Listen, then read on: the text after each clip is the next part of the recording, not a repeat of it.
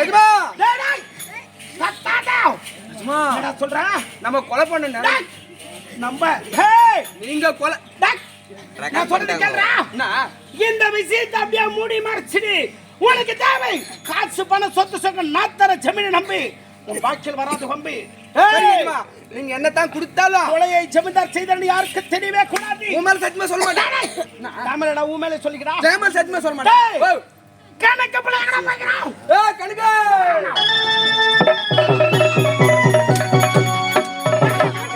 அது பாரு டாடா கணக்கு மொபைல் அமுக்கு டேய் எங்கடா போய்டா யா நான் நீங்க கொலை செய்தீங்களா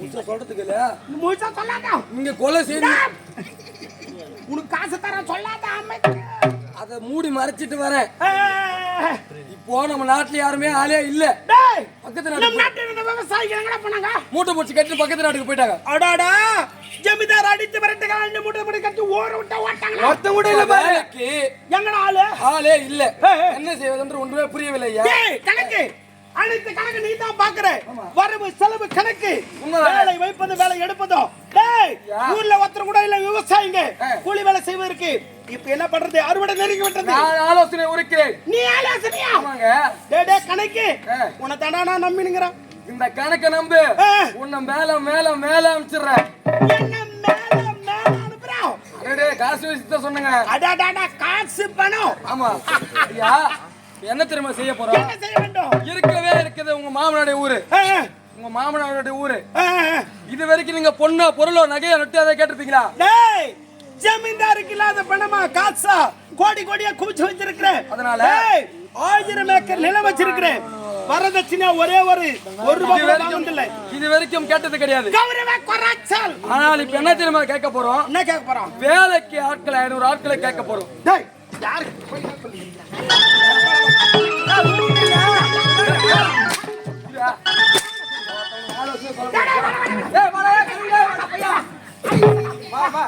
போட்டு ஆலோசனை சொன்னா ஜாட்டி வச்சு நடிக்கிறா டேய் ஜமீன்தார் பரமநிலை மாமனார் வீட்ல ஒரே பின்னுமானோட கௌரவ நம்ம நாட்டுல ஆள் இல்லையா கௌரவ குறைச்சல் நம்ம நாட்டுல ஆள் இல்லையா சொல்றான் யா நம்ம நாட்டுல ஒரு கூட இல்லையா ஆமா அதனால இப்ப நீங்க என்ன தெரியுமா செய்யணும் என்ன செய்ய வேண்டும் உங்க மனைவி மருதையை அழைத்து உங்க மாமனார் நாட்டுக்கு சென்று வேலைக்கு ஆட்கள் அழைத்துட்டு வர சொல்லுங்க டேய் கணக்கி நான் தவறாக நினைத்து விட்டேன் டேய் என் மனைவியை எடுத்து என் மாமனார் வீட்ல வேலையாட்கள் எடுத்து இந்த அறுப்பையா இருக்க வேண்டும் உண்மைதானே நல்ல வேலை தானே மடியோ நெருங்கி விட்டது ஆமா ஆமா 500 ஏக்கர் வீணாகி போய்விடும் அதனால இப்ப நீங்க உங்க மாமனார் கிட்ட கேட்டுதான் ஆக வேண்டும் இந்த கணக்க நம்பு கடைசி வரைக்கும் வரவே வராது உனக்கு வம்பு அதனால தான் இருக்கிற கணக்கு நீ சொன்னபடியே உடைய என் மனைவி பார்க்க ஏற்பாடு பண்றேன்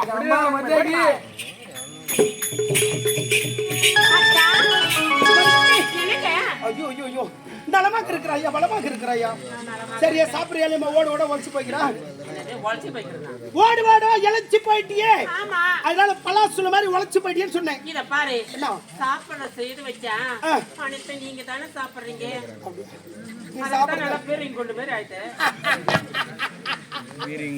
அழகு படுத்தவன் ஆண் மகன் அல்லவா ஆமாமா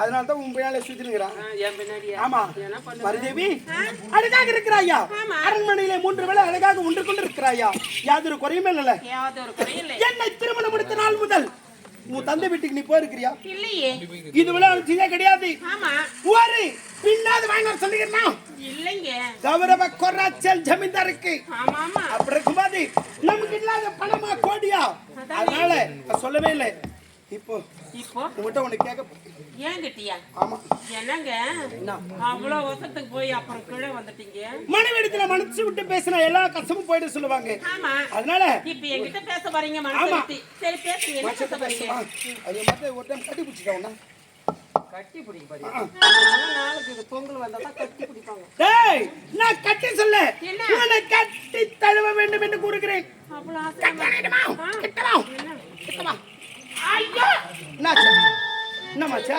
வேணாங்க கரும் மிஸ்ல மாட்டின மாதிரி இதா கரும் மிஸ்லே மேல நினைச்சிருக்கேன் மேல அவ்வளவு ஆசை வச்சிட்டு இருக்கேன் உன்னை பார்க்கும்போது என் மனமே மாறி விட்டது எப்படி உன் அழகு மன்னிக்க வார்த்தை எப்படி தெரியுமா நீ ஒரு சந்தன சிலை நீ ஒரு செந்தீர பாவை இந்த பூமிக்கு வந்த புது நிலா நீ ஒரு நடமான பல்கலைக்கழகம் மல்லியே முல்லையே மார்கழி மாசத்து பணிகை அடி கட்டி கரும்பு என் முட்டி எலும்பு வேகாத மார்கழிமே உன்னை பார்க்கும்போது என் மனம் எப்படி தெரியுமா?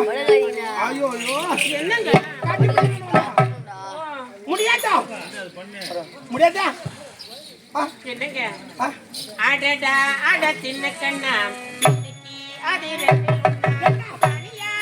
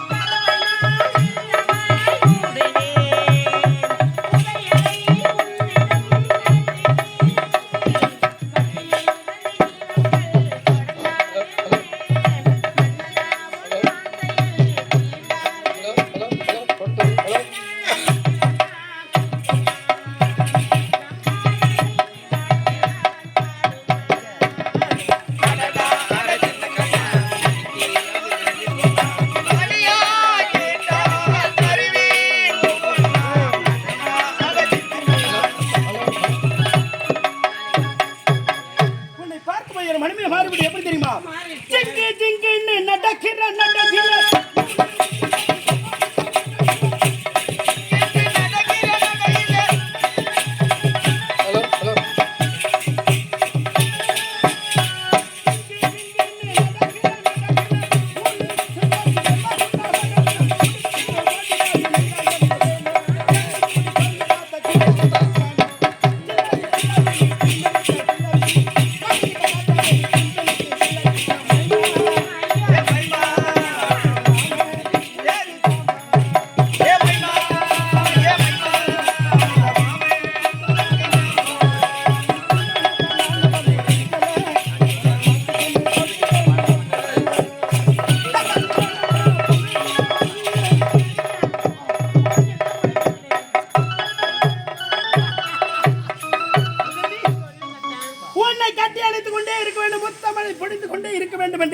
பேராசை இருக்குது எனக்கு.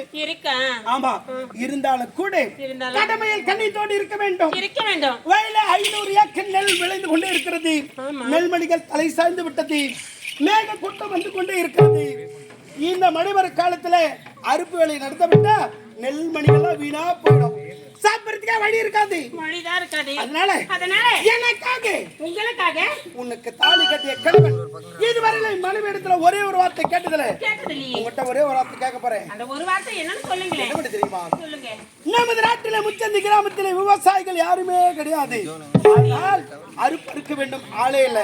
அதனால உன் தந்தை வீட்டுக்கு சென்று ஒரு 500 இல்ல ஒரு 1000 ஆட்கள் கூட்டினா வேலைக்கு 500 இல்ல 1000 ஆட்கள் கொஞ்சமா ஒரு 500 இல்ல ஒரு 1000 பேர் மட்டும் வந்தா 10 நெல்மணி எல்லாம் சேர்த்துட்டு போயிட்டோம். அவங்களுக்கு தேவையான காசு பண்ண நான் கொடுக்குறேன்.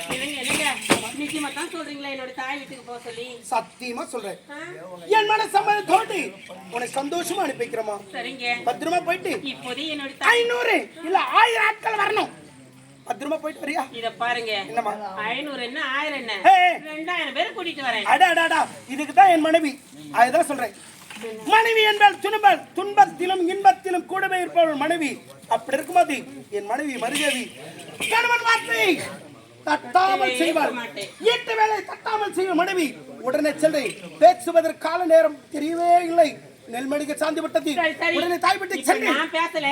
நீங்க தான் வாரி வாரி நானே பேசினேன். என்னோட தாய் வீட்டுக்கு சென்று வருகிறேன்.